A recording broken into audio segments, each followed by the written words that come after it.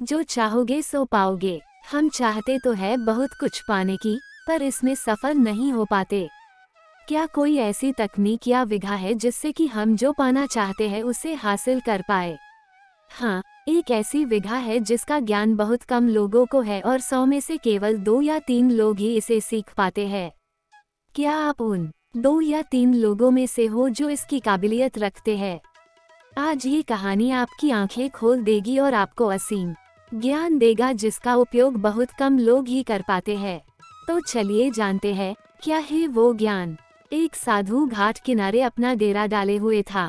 वहाँ वह धुनी रमाकर दिन भर बैठा रहता और बीच बीच में ऊंची आवाज में चिल्लाता, जो चाहोगे सो पाओगे, जो चाहोगे सो पाओगे। उस रास्ते से गुजरने वाले लोग उसे पागल समझते थे। वे उसकी बात सुनकर अनसुना कर देते और जो सुनते वे उस पर हंसते थे। एक दिन एक बेरोजगार युवक उस रास्ते से गुजर रहा था। साधु की चिल्लाने की आवाज उसके कानों में भी पड़ी।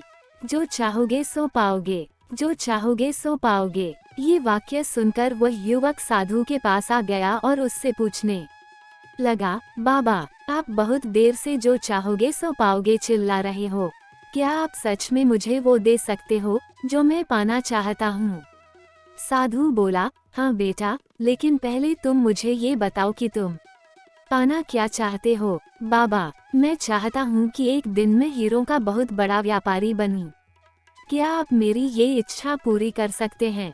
युवक बोला, बिल्कुल बेटा, मैं तुम्हें एक हीरा और एक मोती देता हूँ, उससे तुम जितने चाहे हीरे मोती बना लेना। साधु बोला।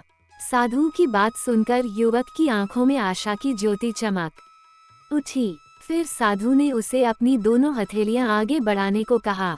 युवक ने अपनी हथेलियां साधु के सामने कर दी। साधु ने पहले उसकी एक हथेली पर अपना हाथ रखा और बोला, बेटा, ये इस दुनिया का सबसे अनमोल हीरा है। इसे समय कहते हैं। इसे जोर से अपनी मुट्ठी में जकड़ लो। इसके द्वारा तुम जितने चाहे उतने हीरे बना सकते हो। इसे कभी अपने हाथ से निकलने मत देना। फिर साधु ने अपना दूसरा हाथ युवक की दूसरी हथेली पर रखकर कहा, बेटा, ये दुनिया का सबसे कीमती मोती है। इसे धैर्य कहते हैं। जब किसी कार्य में समय लगाने के बाद भी वांछित परिणाम प्राप्त ना हो, तो इस धैर्य नामक मोती को धारण कर लेना। यदि यह मोती तुम्हारे पास है, तो तुम दुनिया में जो चाहो वो हासिल कर सकते हो। युवक ने ध्यान से साधु की बात सुनी और उन्हें धन्यवाद कर वहां से चल पड़ा। उसे सफलता प्राप्ति के 2 गुरु मंत्र मिल गए थे। उसने निश्चय किया कि वह कभी अपना समय व्यर्थ नहीं गंवाएगा और सदा धैर्य से काम लेगा। कुछ समय बाद उसने हीरे के एक बड़े व्यापारी के यहाँ काम करना प्रारंभ किया। कुछ वर्षों तक वह दिल लगाकर व्यवसाय का हर गुर सीखता रहा और एक दिन अपनी मेहनत और लगन से अपना सपना साकार करते हुए हीरे का बहुत बड़ा व्यापारी बना।